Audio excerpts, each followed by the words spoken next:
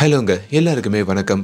இன்னைக்கு நம்ம கோயினார் பக்ஷோ அப்படின்ற ஒரு வித்தியாசமான பெங்காலி பேய் படத்தை தாங்க பார்க்க போறோம். நீங்க எவ்வளவோ பேய் படத்தை பார்த்திருப்பீங்க, ஆனா இப்படி ஒரு படத்தை பார்த்திருக்க வாய்ப்பில்லை. இந்த படத்துடைய கதை இந்தியாவுக்கு சுதந்திரம் கிடைக்கிறதுக்கு முன்னாடி இந்த 1910 அந்த காலகட்டத்தில் ஆரம்பிக்குது. கல்கத்தால கதை நடக்குது. அப்படி ரஷ்மோனி அப்படின்ற மாதிரி ஒரு பெண்ணை காமிக்கிறாங்க. அவங்களுக்கு வெறும் 11 வயசு தாங்க ஆகுது. அப்படி அந்த பொண்ணுக்கும் அங்க கல்யாணம் பண்ணி வைக்கிறாங்க. சீதனமா ஒரு 5 கிலோ நகை வரைக்குமே அந்த பொண்ணுடைய வீட்டுல அவங்களுக்கு போடுறாங்க. 5 கிலோ நகைனா எவ்வளவு பாத்துக்கங்க. அதுல இருந்தே அந்த ரஷ்மோனி அப்படின்ற பொண்ணு ஒரு நகை விரும்பியா மாற அப்படியே ஒரு வருஷத்திலேயே அந்த ரஷ்மணியோடைய கணவர் இறந்து போயிட்டாருன்னு சொல்லி இப்ப 12 வயசான அதே ரஷ்மோனி அங்க விதவையாவும் மாறுறாங்க.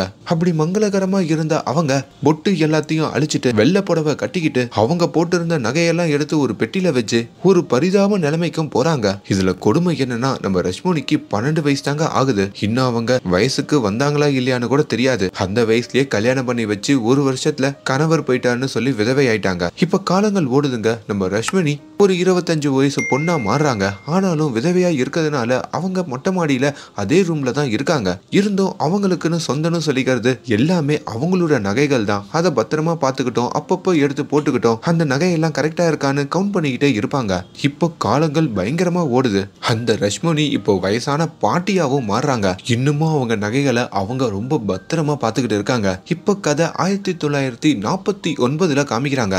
அப்பதாங்க நம்ம ஹீரோயின் வராங்க. அவங்களுடைய பேரு சோமலதா. இப்ப இந்த பாட்டி இருப்பாங்கல்ல, ரஷ்மணி பாட்டி, அவங்க இருக்கிற அதே வீட்டுல அந்த பாட்டிக்கு என்னதான் சின்ன வயசுல கணவர் தவறி இருந்தாலும் அவங்க கணவருக்கு 2 தம்பி இருப்பாங்க. அப்படி முதல் தம்பியோட பையனுக்கு நம்ம ஹீரோயினை அங்க கட்டி வைக்கிறாங்க. அப்படி கல்யாணம் பண்ணிக்கிட்டு தான் நம்ம ஹீரோயின் கல்கத்தால இருக்கிற அந்த பிரம்மாண்டமான வீட்டுக்குள்ளேயும் வராங்க. வீடு நல்லா பெருசா இருக்கு. கணவரோட முகத்தை கூட பார்த்ததுல கல்யாணம் பண்ணி வச்சுட்டாங்க. ஏதோ வீடு பெருசா இருக்கிறதுனால இங்க ஜாலியா வாழலாம் போல இருக்குன்ற மாதிரி நம்ம ஹீரோயினும் நினைக்கிறாங்க.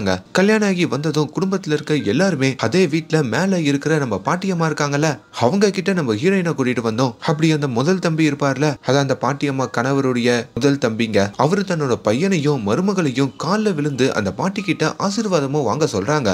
அந்த பாட்டியும் இந்த ஜோடியை மேல கீழே பார்த்துட்டு, பொண்ணு நல்லா இளையவளா இருக்கா, உன் பையனுக்கு தான் 40 வயசுக்கு மேல ஆகுது, இந்த வயசுல உனக்கு கல்யாணமா, சரி நல்லாரு அப்படின்ற மாதிரி ஆசீர்வாதமும் பண்ணி இப்ப அங்க நம்ம ஹீரோயினை கூப்பிட்டு ஆசீர்வாதம் வர வாங்கிட்ட, உனக்கு எதனா கொடுக்கணுமேனு சொல்லிட்டு அவங்க பெட்டி ஒண்ணு வச்சிருப்பாங்கல்ல, நகை பெட்டி, அதுல இருந்து எதனா நகை எடுத்து கொடுக்கலான்னு பாக்குறாங்க. இருக்கிறதுலயே ஒரு சின்ன வளையெல்லாம் எடுத்து நம்ம ஹீரோயின் கையிலையும் போட்டு விடுறாங்க. இது வரைக்கும் அந்த பொட்டிக்குள்ள என்னெல்லாம் இருக்குன்ற மாதிரி அந்த நகையெல்லாம் இவங்க கவுண்ட் பண்ணி வச்சிருப்பாங்க. அதுல இந்த வளையல் போச்சா அப்படின்ற மாதிரி அதையும் அடிச்சிடுறாங்க. இப்ப ஹீரோயினோட முகத்தை கிள்ளி பாக்குறது, முடியை இழுத்து பாக்குறது, என்ன முடி தமா தூண்டுக்குது, எனக்கு 11 வயசுலயே எவ்வளவு பெருசு இருந்தது தெரியுமான்ற மாதிரி அவங்க பழைய போட்டோ எல்லாம் காமிக்க, இப்போ அவங்களும் அந்த பாட்டியை பார்த்துட்டு அப்படியே கீழே வர, அப்பதான் அந்த குடும்பத்துடைய இன்னொரு ஜோடியை காமிக்கிறாங்க. அது நம்ம ஹீரோயினை கல்யாணம் பண்ண ஹீரோவுடைய அண்ணன். அப்படி அந்த அண்ணனோட மனைவியான, அதாவது அந்த குடும்பத்துடைய மூத்த மருமகள், அந்த கிழவிய பாத்தியா, எனக்கு தம்மா தூண்டு செயினை போட்டுட்டு இவளுக்கு மட்டும் தங்க வளையல போடுறா, நல்லா இருப்பாளாவ, சாகட்டும், அந்த நகைப்புட்டிய மொத்தமா தூக்கிட்டு போய் வச்சுக்கிறேன்ற மாதிரி தன்னோட கணவர்கிட்டையும் அந்த முதல் மருமகள்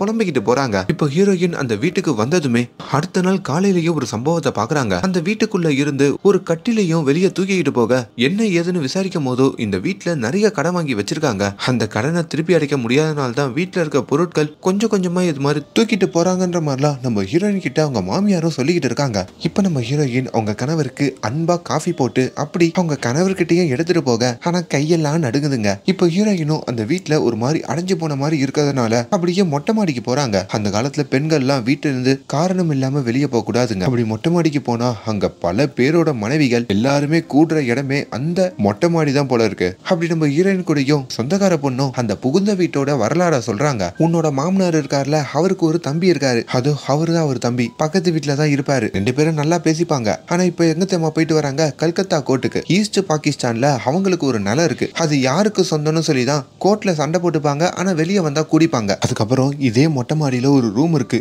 அதுல ஒரு கிளவி கிடக்கு. வீட்டுக்கு வந்தவொன்னு போய் ஆசீர்வாதம் வாங்கிருப்பியே, அது சரியான பணத்தாசை பிடிச்ச கிளவி, கொஞ்சம் வெடுக்குன்னு பேசிடும், கொஞ்சம் அட்ஜஸ்ட் பண்ணிக்கோ அப்படின்ற மாதிரிலாம் சொல்ல, ஹீரோயினும் இந்த புகுந்த வீட்டுடைய வரலாற்றெல்லாம் கேட்டுட்டு அப்படியே மெல்ல மொட்டை மாடில இருந்து கீழே இறங்க. அப்பதான் அந்த கிழவியோட ரூமை பாக்குறாங்க. என்ன பாட்டி அம்மா ஒரு சைஸா படுத்துக்கிட்டு இருக்குன்னு சொல்லி அப்படியே ரூமுக்குள்ள வந்து பார்த்தா பாட்டி அம்மா எழுந்துக்கல. என்னடான்னு பக்கத்துல வந்து எழுப்பி பார்த்தாலும் எழுந்துக்கல. ஒரு கண்ணாடி எடுத்துட்டு வந்து பாட்டி அம்மாவை அப்படியே தட்டி எழுப்பலான்னு பார்த்தா நான் செத்து போயிட்டேன், என்னத்தை எழுப்பிக்கிட்டு இருக்க அப்படின்ற மாதிரி அந்த பாட்டி அம்மாவுடைய ஆவி வந்து அங்க பேசுதுங்க. ஆத்தாடின்னு சொல்லி கையில இருக்க கண்ணாடியும் ஹீரோயின் போட்டு உடைக்க, ஏய் நில்றி, இப்பதான் உன்னுடைய இன்டென்ஷன் என்னன்னு எனக்கு புரியுது. நான் போனதுக்கு அப்புறம் என்னோட நகைப்பெட்டியை எடுத்துக்கிட்டு ஓடலான்னு பாக்குறியா, அவ்வளவுதான் உதப்படுவ அப்படின்ற மாதிரியும் கத்த. ஐயோ பேயி பேயி அப்படின்ற மாதிரி நம்ம ஹீரோயின் ரொம்ப பயப்படுறாங்க. அடிச்சு கம்முனரு, நான் உன்னை ஒன்னும் பண்ண மாட்டேன், ஆனா நான் சொல்றதெல்லாம் நீ கேட்கணும், அப்படி கேட்கலன்னா இது நான் பண்ணிடுவேன் அப்படின்ற மாதிரி அந்த பாட்டி சொல்ல, இங்க வா அப்படின்னு சொல்லிட்டு இப்ப அந்த பாட்டி அம்மாவோட பிணம் இருக்குல்ல, அதுல ஒரு சாவி இருக்குங்க. அந்த சாவி எடுக்கவும் சொல்றாங்க. அப்படி அந்த சாவி எடுத்துட்டு போயிட்டு அங்க ஒரு பழைய பெட்டி இருக்கும். அந்த பெட்டியை திறந்தனா அதுக்குள்ள ஒரு சின்ன பெட்டி இருக்கும். அதையும் வெளியே எடுக்க சொல்றாங்க. இப்ப இதுக்குள்ள நிறைய நகைகள் இருக்கு. இந்த வீட்டுல இருக்கவனுங்க எல்லாம் பணப்பேய் பிடிச்சவனுங்க. எப்படா நான் போய் சேருவேன், இதுக்கப்புறம் இந்த நகையை யாரு ஆட்டைய போடலான்னு எல்லாரும் துடிக்கிறானுங்க. அதனால இந்த நகை பெட்டியை உன்கிட்ட நீ பத்திரமா வச்சுக்கணும். அதுல ஒரு பேப்பர் இருக்கும் பாரு, அதுல என்ன நகைகள்லாம் இருக்குன்றத அப்பப்போ செக் பண்ணிக்கிட்டே இருக்கணும். 5 கிலோ நகை காணாம போச்சு, அவனை உன்னை அவ்வளவுதான் அப்படின்ற மாதிரி அந்த பாட்டி அம்மாவும் ஆவியா வந்து மிரட்ட இவங்க ரொம்ப பயப்படுறாங்க. சரி ஓகே, உன் ரூமுக்கு போய் ஃபர்ஸ்ட் இந்த பெட்டியை பத்திரமா வை, நான் போய் சேர்ந்த விஷயத்தெல்லாம் இப்போதைக்கு சொல்லாத, முதல்ல இந்த நகையை பத்திரப்படுத்துன்ற மாதிரியும் ஹீரோயினை அனுப்ப அவங்களும் பயந்து அங்கிருந்து ஓட. அப்பதான் அந்த மூத்த மருமகள் இருக்காங்கல்ல, அவங்க எதுக்கு இந்த பொண்ணு இப்படி ஓடிக்கிட்டு இருக்கான்ற மாதிரியும் யோசிக்கிறாங்க. இப்ப ஹீரோயினும் அந்த நகைப்பெட்டியை எடுத்துட்டு வந்து தன்னுடைய ரூம்ல எங்க வைக்குதுன்னு தெரியாம அவங்க கட்டிலுக்கு கீழே ஒரு பெரிய பெட்டி இருக்கோங்க, அந்த பெட்டிக்குள்ளேயும் மறைச்சு வைக்கிறாங்க. இப்ப ராத்திரி ஆகுதுங்க. தன்னோட கணவரும் வீட்டுக்கு வர, என்னம்மா தூங்கிட்டியா, பாட்டி அம்மா போய் சேர்ந்துட்டாங்களாம், எல்லாரும் மேலதான் இருக்காங்க, வாமா போலான்னு சொல்லிட்டு இப்ப ஹீரோயினையும் மேல கூட்டிட்டு போக அங்க மூத்த மருமக, இங்க இந்த கணவருடைய அண்ணன், அந்த மாமியார்னு சொல்லி எல்லாரும் அழுதுகிட்டு அழுகிற மாதிரி நடிச்சுக்கிட்டு அந்த நகைப்பெட்டி எங்க இருக்கு அப்படின்ற மாதிரி தேடிக்கிட்டும் இருக்காங்க. நம்ம ஹீரோயினா அங்க போய் நிக்க, திடீர்னு அந்த பாட்டி நான் சொன்னனா அப்படின்ற மாதிரி ஆவி மாதிரி வந்து அங்க கண்ணடிக்க, அதை பார்த்து ஹீரோயின் இன்னமும் பயப்படுறாங்க. இப்ப அந்த பாட்டியும் அடக்கம் பண்ணிட்டு அந்த குடும்பத்துல இருக்க எல்லாருமே அந்த பெட்டி எங்க போச்சுன்னு சொல்லிட்டு அந்த பாட்டியோட ரூம் முழுக்க சோதிச்சு பாக்குறாங்க. ஆனா பெட்டி இல்ல. நம்ம ஹீரோயினும் சைட்ல இருக்க, ஹீரோயினோட கண்ணுக்கு மட்டும்தான் அந்த பாட்டி ஆவியா தெரிவாங்க. அவங்களே இதெல்லாம் பார்த்து விழுந்து விழுந்து சிரிக்க, அந்த வீட்டுக்கு பக்கத்துல ஒரு குளம் இருக்கோங்க, அந்த குளத்துல மறைச்சு வச்சிருக்கான்னு சொல்லி அந்த குளத்துல கூட வலை வீசி பாக்குறாங்க.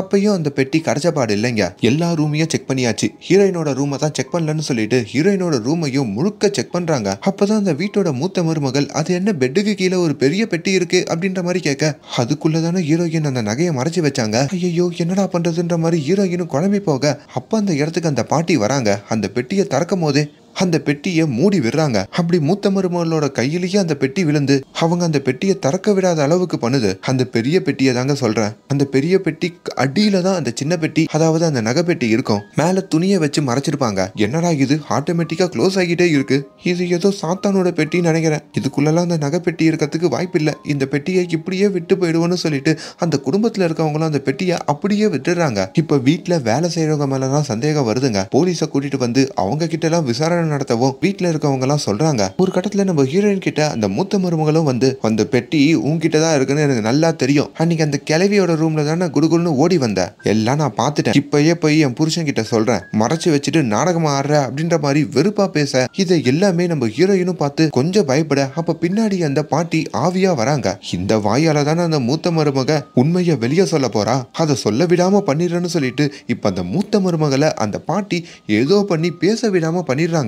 அவங்கள வந்து பாக்குற டாக்டருமே, என்ன இது உடம்புல எல்லா பார்ட்ஸும் நல்லா இருக்கு, ஆனா வாய் மட்டும் பேச முடியலையே, இட்ஸ் மெடிக்கல் மிராக்கல் அப்படின்ற மாதிரியும் திகைப்படைய இப்ப கையில ஒரு பெண்ணை அந்த மூத்த மருமகிட்ட கொடுத்து, நீங்க சொல்ல விரும்புறத எழுதி காட்டுங்கன்ற மாதிரி கேட்க, அங்க கையெல்லாம் நடுக்கத்துல எழுத முடியாமையும் போகுதுங்க. இப்படியே நாட்கள் போகுது. நம்ம ஹீரோயினும் அந்த வீட்டுல ஒரு நாள் சமைச்சுக்கிட்டு இருக்க, என்ன மீன் சமையலா அப்படின்ற மாதிரி அந்த பாட்டி ஆவியா வந்து மோப்பமிட, இல்ல மட்டன் சமைச்சுக்கிட்டு இருக்க, ஏன் மீன்லாம் சமைக்க மாட்டியா, அந்த காலத்துல எல்லாம் நான் மீன் சமைச்சு சாப்பிடுவேன் பாரு, ஆனா எப்ப விதவே ஆனனும் அதுல இருந்து மாமிசமே சாப்பிடுறது இல்ல, உனக்கும் அந்த நிலைமை வரும், இன்னும் 2 மாசத்துல உன்னோட தாலி அருந்து போகும் அப்படின்ற மாதிரி அந்த பாட்டியும் ஆவியா வந்து நம்ம ஹீரோயின் கிட்ட பயமுறுத்துறாங்க.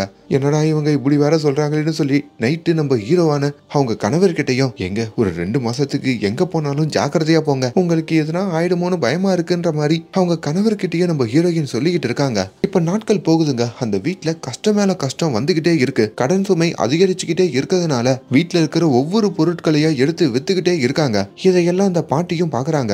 ஒரு கட்டத்துல நம்ம ஹீரோயினோட கணவர் இருக்காரு பாத்தீங்களா, அவரு ஒரு குடும்பத்தை கூட நம்மளால ஒழுங்கா பாத்துக்க முடியல, இந்த கடன் பாரத்தை சமாளிக்கவே முடியல, பேசாம தொங்கிடலான்னு முடிவு பண்ணி அவருடைய ரூம்ல ஒரு வேட்டியையும் கட்டிக்கிட்டு இருக்க. இதையெல்லாம் நம்ம ஹீரோயின் பார்த்து ரொம்ப பயப்படுறாங்க. எங்க என்னங்க இப்படி பண்றீங்க, என்ன பத்தி யோசிக்காம இப்படி ஒரு முடிவு எடுக்கிறீங்க, ஏன் இதை கூட உங்களால பாத்துக்க முடியாதா, நீங்க எவ்வளவு ஒரு ஸ்மார்ட் பாய், என்னதான் உங்களுக்கு வயசு 40க்கு மேல ஆனாலும் உடம்புல தெம்பு இருக்குல்ல, என்னமா பண்றது, தெம்பு இருக்கு ஆனா காசு தான் இல்ல அப்படின்னு ரொம்ப ஃபீல் பண்ண. அப்பதான் நம்ம ஹீரோயின் எதுக்கும் கவலைப்படாதீங்க, அந்த காசை நான் உங்களுக்கு ரெடி பண்ணி கொடுக்குறேன் அப்படின்னு சமாதானப்படுத்தி, இப்ப அந்த பாட்டியோட நகை இருக்குல்ல, அந்த நகைப்பெட்டியை ஓபன் பண்ணி அதுல இருக்க கொஞ்சம் நகைகளை மட்டும் எடுத்துக்கிட்டு ஒரு அடகு கடையில வந்து அடகு வச்சுட்டு கொஞ்சம் பணத்தையும் எடுத்துட்டு வந்து நம்ம ஹீரோ கிட்ட கொடுக்குறாங்க. குடும்பத்துல இருக்கிற கடனை எல்லாத்தையும் இந்த பணத்தை வச்சு அடைச்சிட்டு மீதி காசுல நீங்க எதுனா கடை ஓபன் பண்ணுங்க அப்படின்ற மாதிரியே சொல்ல, நம்ம ஹீரோக்கும் பயங்கரமான ஷாக்கு. உன்கிட்ட எப்படி எவ்வளவு பணம் வந்ததுன்ற மாதிரி கேட்க, உங்களுக்கு பதில் வேணுமா இல்லனா சொல்யூஷன் வேணுமான்ற மாதிரி ஹீரோயின் கேக்குறாங்க. அவருக்கும் அந்த இடத்துல சொல்யூஷன் தானே தேவைப்படுது. சரி ஓகேன்னு சொல்லிட்டு அவரு கடனெல்லாம் அடைச்சிட்டு அப்படியே ஒரு நார்மல் லைஃபுக்கு திரும்புறாரு. இப்படி ஒரு கடத்துல தான் இந்த பாட்டி அம்மா ரொம்ப நாளுக்கு அப்புறம் நம்ம ஹீரோயின் கிட்ட திரும்பி ஆவியா வந்து பேசுறாங்க. வீட்லயே ஆவியா சுத்தது போர் அடிக்குதுன்னு சொல்லி கல்கத்தாவை ஒரு டூர் அடிச்சுக்கிட்டு இருந்தா, நம்ம காட்டு பக்கத்துல அந்த லட்சுமண பொண்டாட்டி என்னோட நகையை போட்டுன்னு போயிருக்கிறா. அந்த லட்சுமணன் கிட்ட வந்து, நீ என்னோட நகைய அடகு வச்சிருக்க, எதுக்காக இப்படி பண்ண, எதுக்காக இப்படி பண்ணன்னு சொல்லி அந்த சமையல் கட்டிய அடிச்சு நொறுக்குறாங்க. நம்ம ஹீரோயினும், நாங்க நகையை விக்கல, அடகுதான் வச்சிருக்க, அது எப்படின்னா மீட்டு எடுத்துட்டு வந்து திரும்பி அந்த பெட்டிலேயே வச்சிடுறேன், எதுவும் பண்ணாதீங்கன்ற மாதிரி பயங்கரமா கெஞ்ச. அப்படியே அந்த பாட்டியும் கொஞ்சம் சமாதானமாக ஒரு கடத்துல நம்ம ஹீரோவும் ஹீரோயினும் சேர்ந்து ஒரு துணிக்கடை பிசினஸ் ஆரம்பிக்கலான்னு பிளான் போடுறாங்க. அதுக்காக ஒரு நல்ல பேரையும் தேர்ந்தெடுக்க முடிவு பண்றாங்க. இப்போ ஒரு நல்ல பேரோட அந்த துணிக்கடையும் ஆரம்பிக்க, அந்த பேர் என்னன்ற கொஞ்ச நேரத்துல சொல்றேன். இன்னொரு பக்கம் நம்ம ஹீரோவோட அப்பா இருக்கார்ல, அவருக்குமே பையன் கொஞ்சம் கொஞ்சமா டெவலப் ஆகுறானே, அவன்கிட்ட எப்படி எவ்வளவு காசு பொருள்து, ஒருவேளை அந்த கிழவியோட நகையெல்லாம் அவன் தான் வச்சிருக்கானான்ற மாதிரி சொந்த மகனையே அவர் சந்தேகப்படுறாரு. ஒரு கடத்துல நம்ம ஹீரோயின் கொஞ்சம் கொஞ்சமா அந்த கிழவியோட நகையையும் மீட்டு எடுக்கிறாருங்க. அப்படி ஒரு சமையல் கட்டுக்கு வந்து, பாட்டியம்மா இருக்கீங்களா, உங்க நகையை திருப்பி கொண்டு வந்துட்டேன் அப்படின்ற மாதிரியே சொல்ல, இப்பதாங்க அந்த பாட்டியம்மா ரொம்ப சந்தோஷப்படுறாங்க.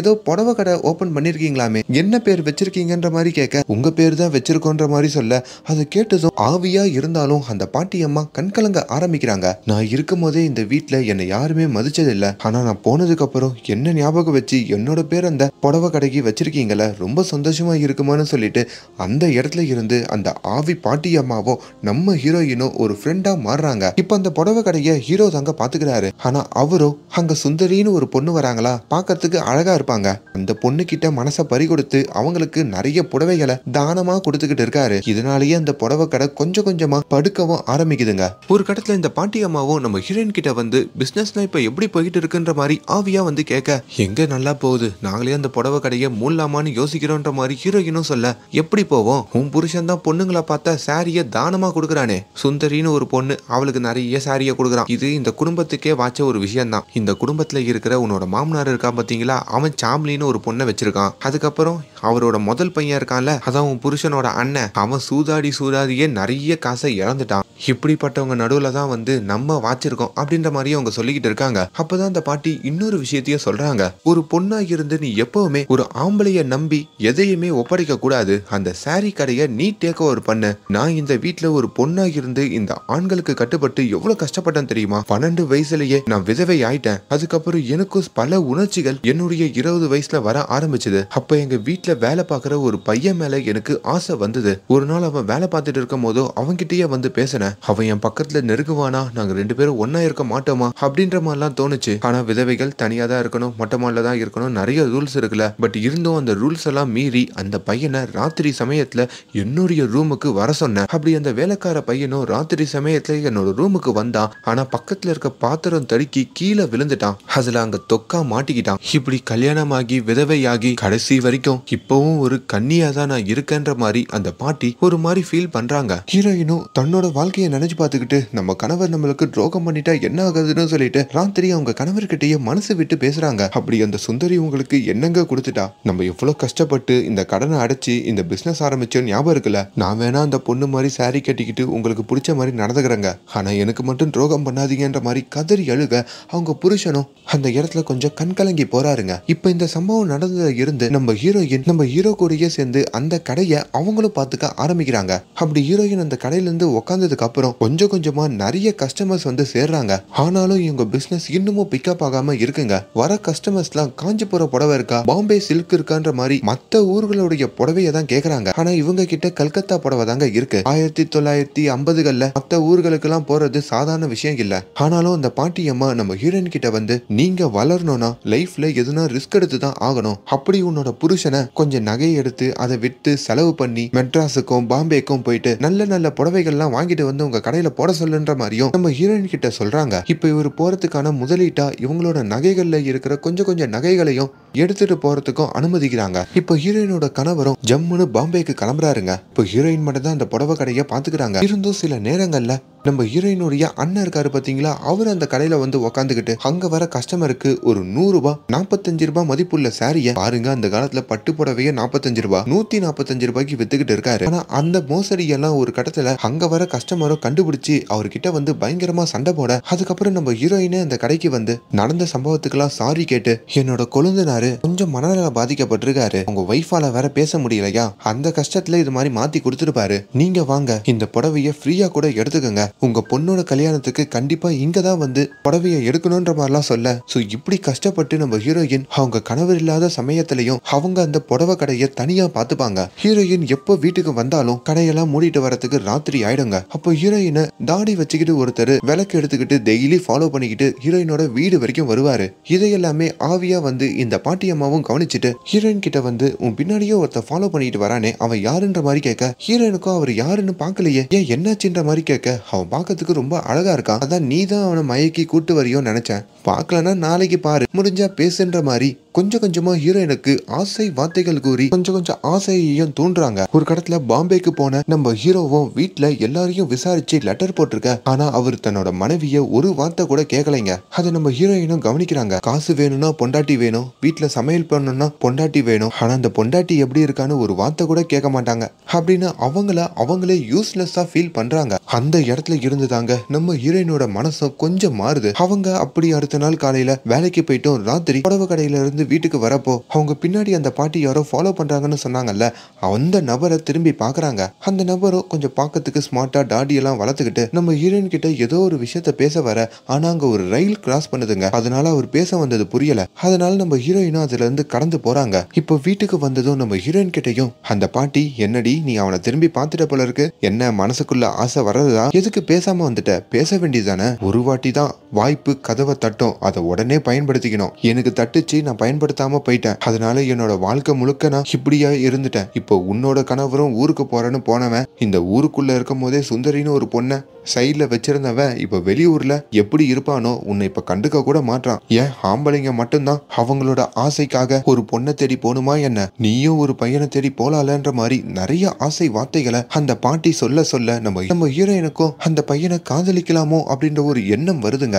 ஒரு நாள் பின்னாடி மட்டுமே வந்துகிட்டு இருந்த அந்த பையன் ஹீரோயினோட வீட்டு வாசலுக்கு வந்து நிக்கிறான். இப்ப ஆவியா அந்த பாட்டியும் வந்து, போ இப்பவே அந்த பையனை உன் வீட்டுக்குள்ள கூப்பிட்டுக்கோ, இதுக்கு மேல யோசிக்காதன்ற மாதிரி சொல்ல, ஹீரோயினும் அந்த பையனை வீட்டுக்குள்ள கூப்பிடலான்னு ஓடுறாங்க. ஆனா அதுக்குள்ள ஒரு ரோஜா பூவை மட்டும் வச்சுட்டு அந்த பையன் அங்க இருந்து ஓடிடுறாங்க. இவங்க அந்த ரோஜா பூவையும் எடுத்துட்டு வந்து அவங்களோட ரூம்ல வச்சுக்கிறாங்க. ஒரு நாள் அவங்க ஊர்ல பயங்கரமா புயல் அடிச்சுக்கிட்டு இருக்க நம்ம ஹீரோயின் தனியா வராங்க. அப்ப அந்த பையன் அங்க வந்து நிக்கிறாங்க. அது வரைக்கும் நம்ம ஹீரோயினுக்கும் அந்த பையன் மேல ஒரு காதல் வந்திருக்கும். அவங்க கணவரும் ஊருக்கு போய் 1 வருஷம் கிட்ட ஆயிருக்கும். இப்ப மெல்ல அந்த பையனோட பக்கத்துலயும் வந்து நம்ம ஹீரோயின் அவங்களோட காதலை வெளிப்படுத்தி அந்த பையனோட முகத்திலையும் தொட, இப்ப அங்க ஆள் நடமாட்டம் இருக்கிறதுனால வீட்டுக்கும் ஓடி வந்துடுறாங்க. அப்பதாங்க நம்ம ஹீரோயினோட கணவர் இருக்காரு பாத்தீங்களா, அவரு ஊர்ல இருந்து வராரு. ஹீரோயினுக்கு அங்க ஒரு குற்ற உணர்ச்சியா இருக்கு. என்னதான் தன்னுடைய கணவர் தன்னை கண்டுக்கலனாலும் கணவருக்கே துரோகம் பண்ண போயிட்டோமேனு சொல்லிட்டு அங்க கணவரையும் கட்டி பிடிச்சுக்கிட்டு அழுக செய்யறாங்க. அப்படி அந்த கணவர் கூடயே சேர்ந்துகிட்டு இப்ப ஒன்னாவும் வாழ, இதையெல்லாம் ஆவியா வந்து அந்த பாட்டியும் பார்த்து, இந்த பொண்ணுங்கெல்லாம் எவ்வளவு சொன்னாலும் திருந்த மாட்டாங்க, கணவரே கண் கண்ட தெய்வம்னு சொல்லிட்டு ஒருத்தனுக்கு ஒருத்தியா வாழ்ந்துகிட்டு இருப்பாங்க, ஆனா அங்க ஆம்பளைய பாரு, திருந்தாத ஜென்மம் அப்படின்னு சொல்லிட்டு போறாங்க. அவ்வளவுதாங்க. இப்ப நம்ம ஹீரோயினுக்கு அழகா ஒரு குழந்தையும் பிறகுது. ஒரு பெண் குழந்தை தான். அந்த குழந்தை பிறந்ததுல இருந்து அந்த குடும்பம் இன்னும் சந்தோஷம் ஆகுது. முக்கியமா அந்த மூத்த மருமகளுக்கு பேச்சு வருது. குழந்தை எப்ப பிறந்ததோ அதுல இருந்து அந்த பாட்டியம்மா ஹீரோயினோட கண்களுக்கு தெரியாம போயிடுறாங்க. அங்க நம்ம ஹீரோயினுக்கு ஒருவேளை அந்த பாட்டியம்மா தான் நம்மளுக்கு குழந்தையா வந்து பிறந்திருக்காங்களோன்னு சொல்லி அந்த குழந்தையையும் வியப்பா பாக்குறாங்க.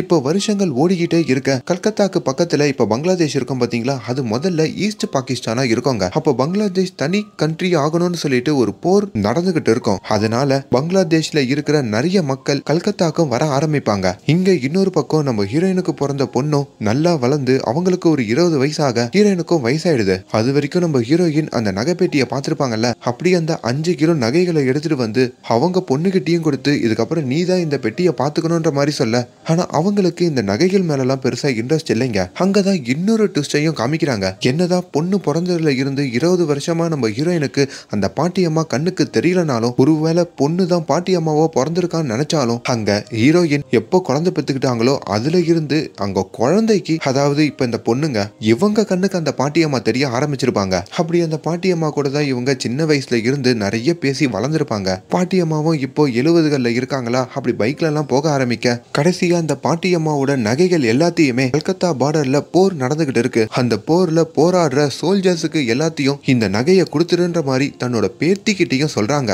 அதுக்கு பரிகாரமா அந்த பேத்தியோடைய அம்மா இருக்காங்கல்ல, அத நம்ம ஹீரோயின் அவங்க ஒருத்தரை காதலிச்சிருப்பாங்கல்ல, அந்த தாடிக்காரரு, அவரு நிறைய கவிதைகளை நம்ம ஹீரோயின் பத்தி எழுதி வச்சிருக்காங்க போல. அதை எல்லாத்தையும் அந்த பாட்டியம்மாவும் ஹீரோயினோட பொண்ணு கிட்ட கொடுக்க, ஒரு நாள் நம்ம ஹீரோயினும் வந்து அந்த நகைப்பெட்டியை திறந்து பார்த்தா அதுக்குள்ள இருக்கிற நகைகள்லாம் பாட்டியம்மா சொல்லி, உங்க பொண்ணு பார்டர்ல இருக்க சோல்ஜர்ஸுக்கு போர் நிவாரண நிதிக்காக கொடுத்துட்டோம், உனக்காக நான் இன்னொரு வச்சிருக்கேன்னு சொல்லிட்டு இப்ப அவங்க காதலன் எழுதின கவிதைகள்லாம் நம்ம ஹீரோயின் கிட்ட கொடுக்குறாங்க. அட்லாஸ்ட் இப்ப அந்த பாட்டியும் ஒரு வழியா இந்த நகைகள் எல்லாமே நல்ல விஷயத்துக்காக பயன்பட்டிருக்குன்ற ஒரு நிம்மதி பெருமூச்சோட அவங்களோட ஆத்மாவும் சாந்தி அடைஞ்சு கிட்டத்தட்ட ஒரு 100-150 வருஷம் இந்த பாட்டியம்மா வாழ்ந்திருப்பாங்க போல இருக்கு. ஸோ அப்படி ஒரு வழியா ஒரு குளத்துலயும் இறங்க இந்த படம் அப்படியே முடியுதுங்க. மேபி படத்தோட கிளைமேக்ஸ்ல என்ன போர் ஏது போர்ன்ற மாதிரி சம்பந்தமே இல்லாம வந்துச்சேன்ற மாதிரி நம்மளுக்கு கனெக்ட் ஆகாத மாதிரி இருந்திருக்கலாம். ஆனா பெங்காலிஸுக்கு இந்த போர் கண்டிப்பா கனெக்ட் ஆகுங்க. முக்கியமா கல்கத்தால இப்போ அதிக பாப்புலேஷன் இருக்கிறதுக்கு காரணமே பங்களாதேஷ்ல இருந்து நிறைய பேரு வெஸ்ட் பெங்காலுக்கு வந்ததுனால தான்ற மாதிரி அங்க சொல்லியிருப்பாங்க. ஸோ அவங்களோட உதவிக்காக அந்த பாட்டியம்மா அந்த நகைகளை கொடுத்து, என்னதான் அந்த நகைகள் மேல அந்த பாட்டியம்மா பேராசையோட இருந்தாலும் அதை இன்னமும் பேராசை பிடிச்சவங்க கிட்ட இருந்து காப்பாத்தி ஒரு நல்ல விஷயத்துக்காக தான் யூஸ் பண்ணாங்கன்ற மாதிரி இந்த கதையை முடிச்சிருப்பாங்க. ஸோ இந்த கதை எப்படி இருந்ததுன்றதை கீழே கமெண்ட்ல சொல்லுங்க. அண்ட் மேலும் இந்த மாதிரியான வீடியோஸை தொடர்ந்து பார்க்கறதுக்கு எஃப்லிம் பையை சப்ஸ்கிரைப் பண்ணுங்க. Thank you so much.